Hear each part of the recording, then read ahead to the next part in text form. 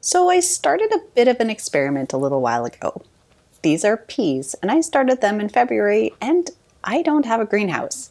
But as long as the weather doesn't do anything too weird, this should work. Now, I live in a fairly mild climate, but it's not that mild. I'm in zone 9, so it gets down to about -7°C or about 20 Fahrenheit.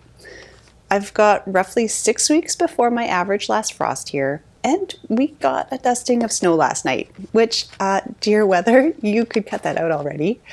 Anyways, I got this idea from Gary of the Rested Garden. He suggested that peas could be germinated inside and then planted out into the garden extra early. And I think he's onto something here.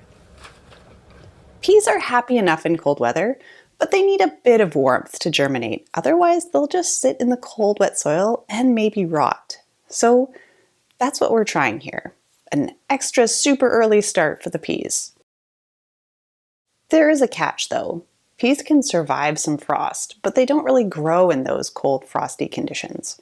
So I've given them a hand to get them germinated, but if it's cold, they're still just going to sit there.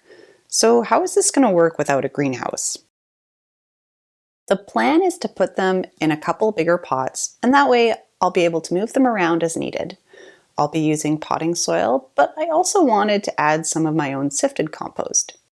Some of it was frozen because, of course it was. We got some more cold weather, and this is Canada. So I brought the compost around to the deck to start filling the pots. I put straight potting mix in the bottom of the pots because it will have reasonable drainage.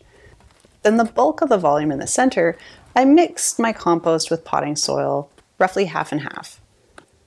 This is absolutely not necessary. I just wanted to stretch my potting mix and provide a little extra kick with some homemade compost. And then I added a splash of water to help settle the mix. So here's the sprouted peas. They're definitely more sprouted than I was aiming for, and I did my best to spread them around and place them roots down, shoots up. And some of them had even grown their roots through the paper towel too. So far, this is pretty ordinary. Nothing I've done is particularly special. So how are these going to keep growing? Well, let me get there. I started 2 types of peas. The first ones are green arrow shelling peas. We've been growing these every year and we love them. They have a great sweet spring flavor and they make a great snack. To be honest, I could eat them all day. They're perfect. The other variety is Oregon sugar pod snow peas. These are another popular variety, but we haven't grown them before, so hopefully we enjoy them as well. Being a snow pea, you can eat the pod whole, and they should also be great for cooking and stir fries and anything else. So I placed all the peas and then covered them with a generous layer of potting mix. Now I still haven't done anything interesting or unusual with these other than germinating them inside and then moving them outside into the cold. So how is this going to work? Well, as I mentioned before, I don't have a greenhouse, so these 2 pots are just going to sit outside on my deck.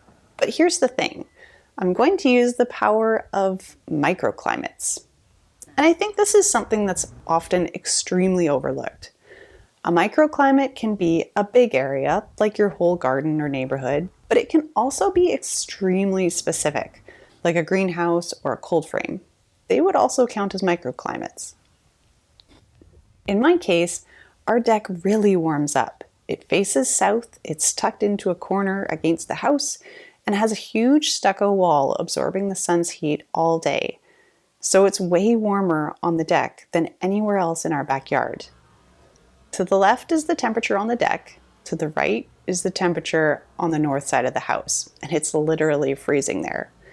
As the spring weather improves, the deck is going to be a great place for some super early peas. And I'll be planting more in the garden too when spring comes around.